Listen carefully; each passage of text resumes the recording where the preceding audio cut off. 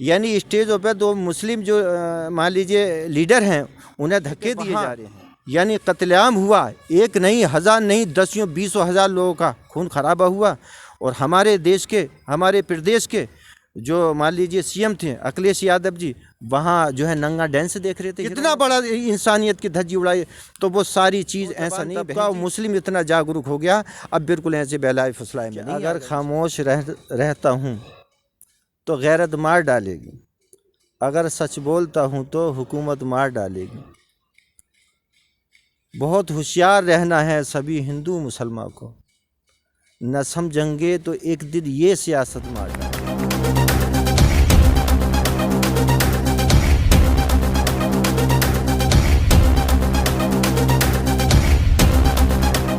मुरादाबाद की विधानसभा 29 कुंदरकी में आज हमारे साथ जो शख्सियत यहाँ मौजूद हैं, हाफिज़ मोहम्मद वारिस साहब, जो कि हाल ही में बसपा को छोड़कर AIM MIM में ज्वाइन इन्होंने किया है और संभावित प्रत्याशी हैं ये विधानसभा 29 कुंदरकी से विधानसभा चुनाव के।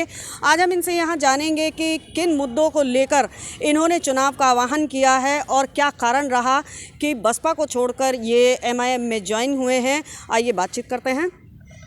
जी मोहम्मद वारिस साहब, सबसे पहले तो हम ये जानना चाहेंगे कि चुनावों को लेकर के क्या मुद्दा है आपका जनता के बीच में। बहन जी, सबसे अहम जो मुद्दा है इस क्षेत्र का वो तालीम को लेकर है। हमारा इलाका जो है तालीम से, शिक्षा से इतना पिछड़ चुका है कि कोई भी तालीमी यहाँ इदारा जो है कोई भी सरकारी नहीं है, जिससे क्या गरीब ऐसे भी यहाँ लोग हैं जिन्हें इतनी आमदनी नहीं है कि वो अपने बच्चों को सही तालीम दे सकें।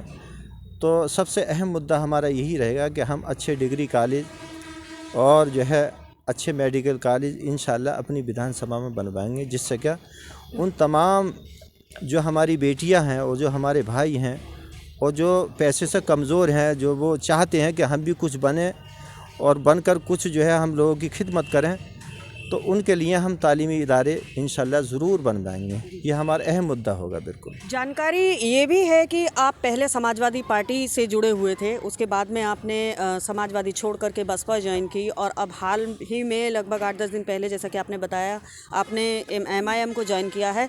तो क्या कारण रहा कि आपने वो पार्टी छोड़ करके MIM ज्वाइन किया? असल में क्या बहन जी, जो सलाहकार जो साथी होते हैं उन्होंने जिस तरह से बताया कि अब जो है हालात ऐसे हैं, इस पार्टी में चले जाइए, तो वहाँ चले गए। उसके बाद में फिर जहाँ भी गए वहाँ जो है इंसानियत की धज्जियाँ उड़ाई गई, समझे, इंसानियत को तार तार किया गया। मेरे बारे में तमाम सियासी लीडर जितने भी हैं पूरी अच्छी तरह से जानते हैं कि हाफिज़ वारिस जो है किस तरह का आदमी है। तो हमेशा मुझे इस्तेमाल किया गया और मैं इस्तेमाल होता चला गया, और जो है मेरा जो दिल था वो पहले से ही जल रहा था। वैसी हिसाब से मैं पहले से मोहब्बत रखता था, उनकी तमाम जो है मैं तकरीरें सुनता था। क्या MIM भी आपने किसी सलाहकार के कहने से ज्वाइन की? नहीं, वो मैंने जो है सलाहकार के कहने, अपने साथियों से तो मशवरा किया मैंने, वो ज़रूरी था, मगर मेरे दिल में पहले से ही जो है ये मैं देखता था कि ये मर्द मुजाहिद जो है वाकई ये सच्चा अच्छा लीडर है और इसके साथ मिलकर कुछ ना कुछ काम किया जाए। तो पहले से ही मेरे दिल में तड़प थी, और अल्लाह मुसब्बिबुल असबाब है, वो ज़रिए बनाता है। वो ऐसी अल्लाह ने ज़रिए बनाए जो कि मैं वहाँ पार्टी की मैंने सदस्यता ली और मैं उसमें शामिल हो गया, और बहुत जल्दी से उनका प्रोग्राम मिला, और प्रोग्राम भी अल्हम्दुलिल्लाह वो बहुत ही सफल प्रोग्राम रहा। जैसा कि मौजूदा वक्त में अभी सत्ता है, भारतीय जनता पार्टी की सरकार है, कहना उनका भी है कि सबका साथ सबका विकास, और शिक्षा, रोजगार, सभी क्षेत्र में वो बड़ा योजनाएं भी लाई है और काम भी किया है। तो क्या विधानसभा 29 कुंदरकी में ऐसा रहा है कि इन सब बातों में केवल जुमलेबाजी दिखाई दी हो, या खास कारण ये रहा हो जिससे जनता ने मन बदला, कुछ ऐसा? मेरी बहन जी, हालात ये हैं कि अगर खामोश रहता हूँ तो गैरत मार डालेगी, अगर सच बोलता हूँ तो हुकूमत मार डालेगी। बहुत होशियार रहना है सभी हिंदू मुसलमान को, न समझेंगे तो एक दिन ये सियासत मार डालेगी। हालात इतने ख़राब हैं, समझ सब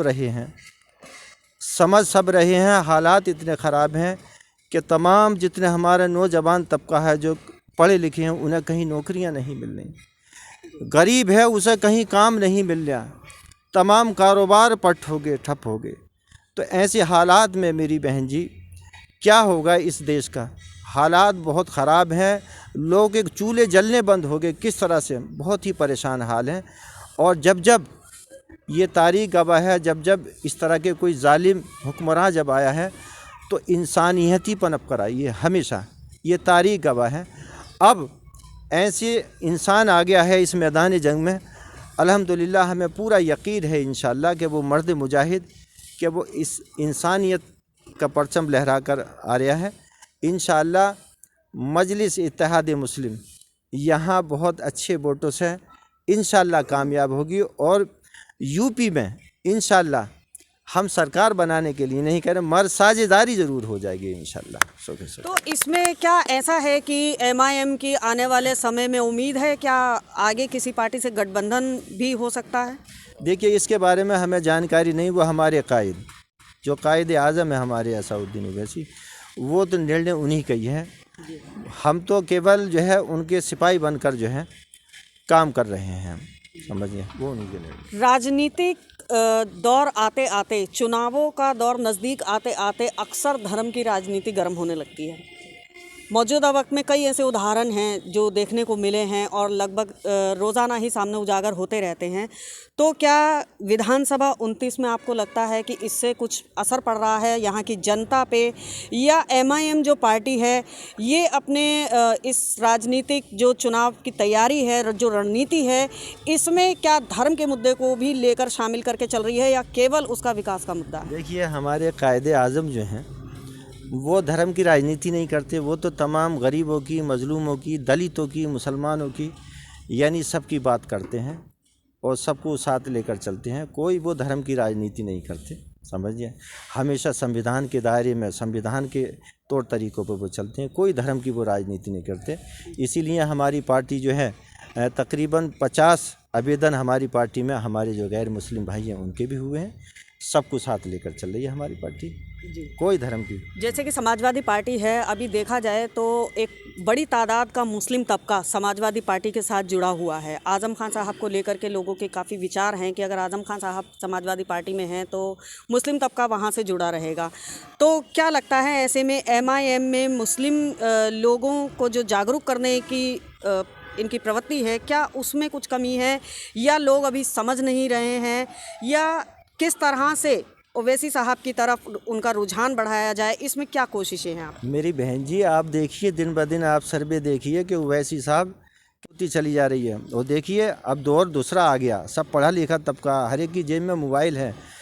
अखिलेश जी के तो जो भी कारनामे हैं, जो उनकी सोच व फिक्री थी वो सामने आ गई, समझ गए। उन्होंने मुस्लिमों के वोट से एक दफ़ा नहीं 4 मरतबा उनके वालिद मोहतरम और वो मुख्यमंत्री बने, और मुसलमानों को क्या दिया है मेरी बहन जी। और सबसे बड़ा मुद्दा जो वो जो करना चाहते हैं, यानी स्टेजों पे 2 मुस्लिम जो मान लीजिए लीडर हैं उन्हें धक्के दिए जा रहे हैं, मौलाना लोगों को बेइज्जत किया जा रहा है, जिनके दम पे सरकार बनाई गई है।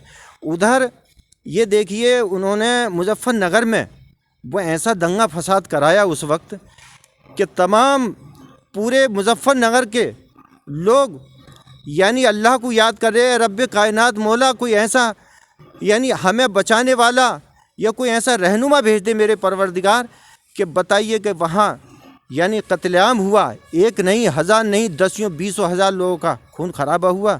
और हमारे देश के, हमारे प्रदेश के जो मान लीजिए सीएम थे अखिलेश यादव जी, वहाँ जो है नंगा डांस देख रहे थे हीरोइनों का। कितना बड़ा इंसानियत की धज्जी उड़ाई।